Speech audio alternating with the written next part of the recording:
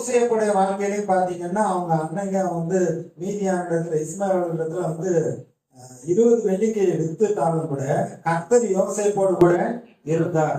போத்திபார் வீட்டுல அவன் செய்யற காரியங்களை எல்லாம் ஆசீர்வதித்தார். கர்த்தர் யோசேப்போடு கூட இருந்தார். அவன் காரிய சித்தி உள்ளவனாய் இருந்தான். போத்திபார் பார்க்கிறான், அவனுடைய கண்கள்ல யோசேப்புக்கு தயவு இருக்கிறது. அதனால எல்லாத்தையுமே அவன் கையில ஒப்பு கொடுத்துட்டான். செய்யாத தப்புக்காக ஜெயில போட்டாங்க. ஜெயிலையும் சிறைச்சாலைக்காரனுடைய கண்கள்ல இவனுக்கு தயவு கிடைத்தது. ஏன்னா கர்த்தர் யோசேப்போடு கூட இருந்தார். இப்ப பார்வோனிடத்துல கொண்டு போய் நிறுத்துறாங்க. தேவனே மங்களகரமான உத்தரவை அருளி செய்வாராக.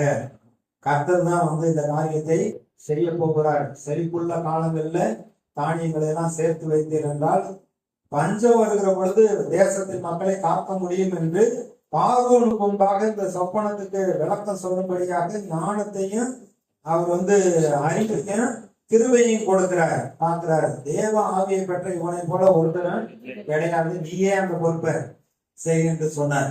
சரி, இத்தனை காரியங்கள்ல கர்த்தர் கூட இருந்து அந்த வாக்குத்தத்தத்தை உறுதிப்படுத்தினார். யாத்ராகமம் 3வது அதிகாரத்துல கர்த்தர் மோசையை அழைக்கிறப்ப அவர் ஆடு மேய்ந்து கொண்டிருக்கிறார். முச்சடியில தரிசனமாகிறார்.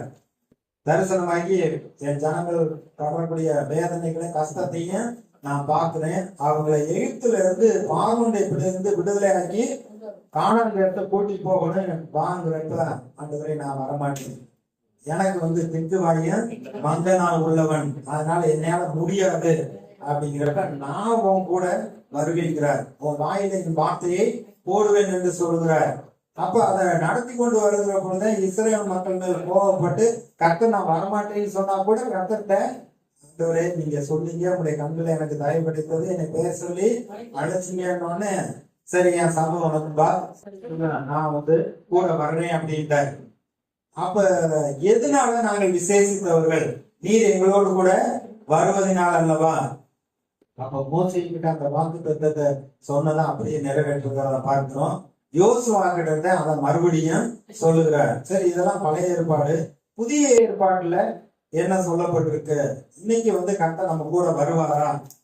நம்ம கூட இருந்து நமக்கு பாதுகாப்பை கொடுப்பாரா? காரியங்களை வாய்ப்பு பண்ணுவாரா? வெற்றி கிடைக்க பண்ணுவாரான்னு சொன்னா மத்தேயு 28வது அதிகாரத்துல கடைசி வசனத்துல இயேசு என்ன சொல்றார்? இந்த உலகத்தின் முடிவு பரியந்தம் சகல நாட்களிலும் நான் உங்களோடு கூட இருப்பேன் என்று சீசர்களுக்கு சொல்லுகிறார். சகல நாட்களில் நான் உங்க கூட இருப்பேன். மார்க்கு 16வது அதிகாரத்துல கடைசி வசனத்துல அவர்கள் எங்கும் புறப்பட்டு சென்று சுவிசேஷ வசனத்தை பிரசங்கித்தார்கள். கர்த்தர் அவர்களோடு கூட இருந்து அவர்களால் நடந்த அடையாளங்களினால வசனத்தை உறுதிப்படுத்தினார். கர்த்தர் கூட இருந்து அவங்க வசனத்தை போதிக்கிறாங்க. அந்த வசனத்துக்கு உறுதிப்படுத்தும்படியா அற்புதங்களை தேவன் செய்தார்.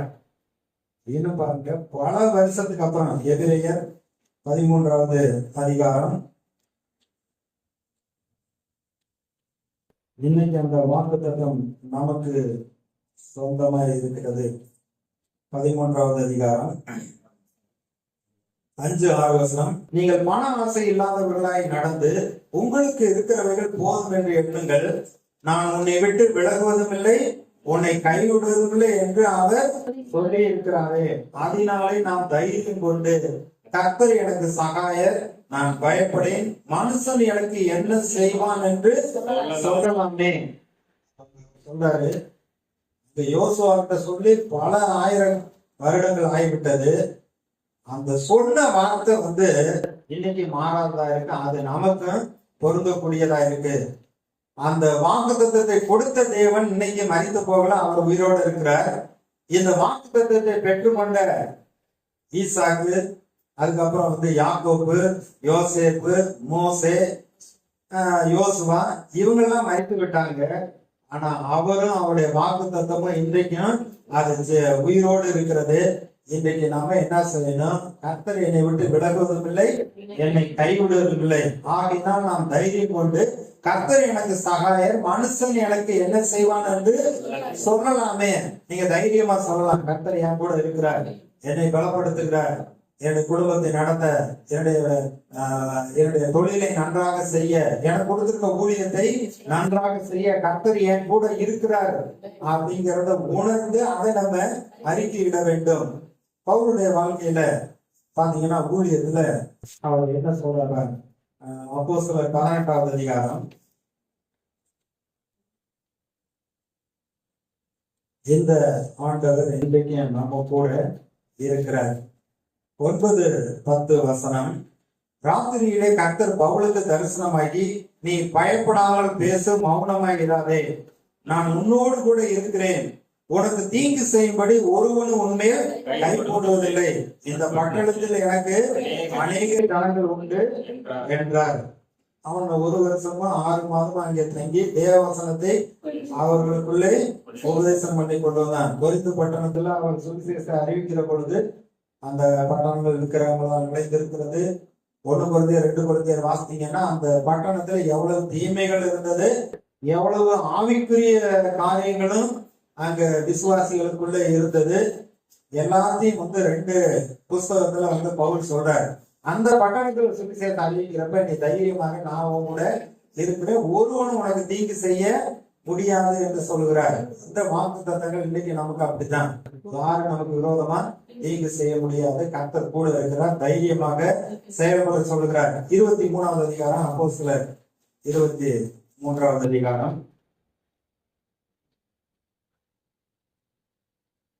11வது வசனம். அன்று ராத்திரியிலே கர்த்தர் பவுலின் அருகே நின்று, பவுலே திடன்கொள், நீ என்னை குறித்து எருசலேமிலே சாட்சி கொடுத்தது போல ரோமாவிலும் சாட்சி கொடுக்க வேண்டும். அப்ப அவரு தேவாலயத்துக்கு போனப்ப அவரை பிடிச்சிட்டு போய் ஆலோசனை சங்கத்துல நிறுத்தி இல்லாத கொள்ளாதெல்லாம் சொல்லி கடைசியில ஜெயில போட்டாங்க. எருசலேம்ல 3 தடவை விசாரணை நடக்குது. அந்த 3 விசாரணையில இவங்க மேல எந்த குற்றமுமே இல்ல. கர்த்தர் சொல்றாரு, நீ எருசலேம்ல எனக்கு சாட்சிட்டது போல ரோமாபுரியில எனக்கு சாட்சி. அப்ப உடனே ரோமருக்கு அமைப்பட்டபடினால இவரை ரோமாபுரிக்கு அனுப்புகிறார்கள். அப்படி போகிற பிரயாணத்துல கூட கர்த்தர் அவர்களை பாதுகாக்கிறார்கள். 27வது அதிகாரம். அவங்க கப்பல் பிரயாணத்துல 276 பேர் இருக்காங்க. அவங்க போய்கொண்டு இருக்கிற பொழுது மழை, அதே போல காற்று அடித்து அலை கொந்தளித்து கப்பல் அந்த இப்ப இருக்கிற முன்னேற்றம் இல்லாத காலமா இருந்ததுனால காற்றில் போகலே அவங்க அடித்து செல்லப்பட்டார்கள். கடைசியில பாத்தீங்கன்னா எல்லாத்தையும் அள்ளி போட்டு ஜீவன் தப்ப முடியுமாங்கிறத சந்தேகத்துல ஒரு 14 நாள சூரியனையும் சந்திரனையும் அவங்க பார்க்காததுனால சாப்பிட அவங்க இல்லாம இருக்கிறாங்க. ஆனா கர்த்தர் என்ன சொல்லி இருக்கிறாங்க? 22வது வசனம். ஆகிலும் திடமனதாக இருக்கிறது என்று இப்பொழுது உங்களுக்கு தைரியம் சொல்லுகிறேன், கப்பல் சாதனை அல்லாமல் உங்களில் ஒருவனுக்கும் பிராண சேதம் வராது. ஏனென்றால் என்னை ஆட்கொண்டவரும் நான் சேமிக்கிறவருமான தேவனுடைய தூதனானவர் இந்த ராத்திரியிலே என்னிடத்தில் வந்து நின்று, பவுலே பயப்படாதே, நீ ராயனுக்கு முன்பாக நிற்க வேண்டும், இதோ உன்னோடு கூட யாத்திரை பண்ணுகிற யாவரையும் தேவன் உனக்கு தயவு பண்ணினார். ஆனபடினால மனுஷரே திடமானதாயிருங்கள், எனக்கு சொல்லப்பட்ட பிரகாரமே நடக்கும் என்று தேவனிடத்தில் நம்பிக்கையாயிருக்கிறேன். அவங்களுக்கு தைரியம் சொல்லுகிறார். 34வது வசனம் பாருங்க. 33ல இருந்து. பொழுது விடிகையில் எல்லாரும் போதனம் பண்ணும்படி பவுல் அவர்களுக்கு தைரியம் சொல்லி, நீங்கள் இன்று 14 நாளாய் ஒன்றும் சாப்பிடாமல் பட்னியாயிருக்கிறீர்கள், ஆகையால் போதனம் பண்ணும்படி உங்களை வேண்டிக் கொள்கிறேன், நீங்கள் தப்பி பிழைப்பதற்கு அது உதவியா இருக்கும். உங்கள் தலையிலிருந்து ஒரு மயிரன் விழாது என்றான். எல்லாம் ஸ்தோத்திரம் சொல்லிட்டு சாப்பிட்டாங்க. திடமானதா எல்லாரும் புசித்தார்கள் சொல்லப்பட்டிருக்கு. எல்லாரும் பத்திரமா கரை சேர்ந்தார்கள். அப்ப கர்த்தர் இந்த வாக்குத்தத்தத்தை கொடுத்தாருன்னா அது கடைசி வரைக்கும் அந்த வாக்குத்தத்தத்தை நிறைவேற்ற வல்லவராய் இருக்கிறார். வாக்குத்தத்தம் பெற்றவர் உயிரோடு இருக்கிறார். வாக்குத்தத்தம் பெற்றவங்க எல்லாம் அவங்க வாழ்க்கையை முடித்து விட்டு போய்விட்டார்கள். இந்த வாக்குத்தத்தம் எபிரேயர்ல சொல்லி இருக்குன்னா இன்னைக்கு நமக்கு இது சொந்தமாய் இருக்கிறது. ஆண்டவர் கூட இருந்து நம்மை பலப்படுத்தி நடத்துகிறவராய் இருக்கிறார். கர்த்தருடைய கிருபை என்று சொல்லுகிற பொழுது தேவன் நம்ம கூட இருக்கிறது தான் கிருபையா இருக்கிறது.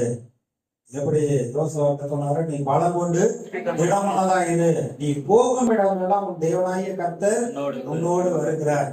நீ தைரியமாக என்று சொன்னார். இன்னைக்கு ஆண்டவருடைய கிருபை நம்ம கூட இருக்கிறது. எந்த சூழ்நிலைக்கு நம்ம பயப்பட வேண்டியதில்லை.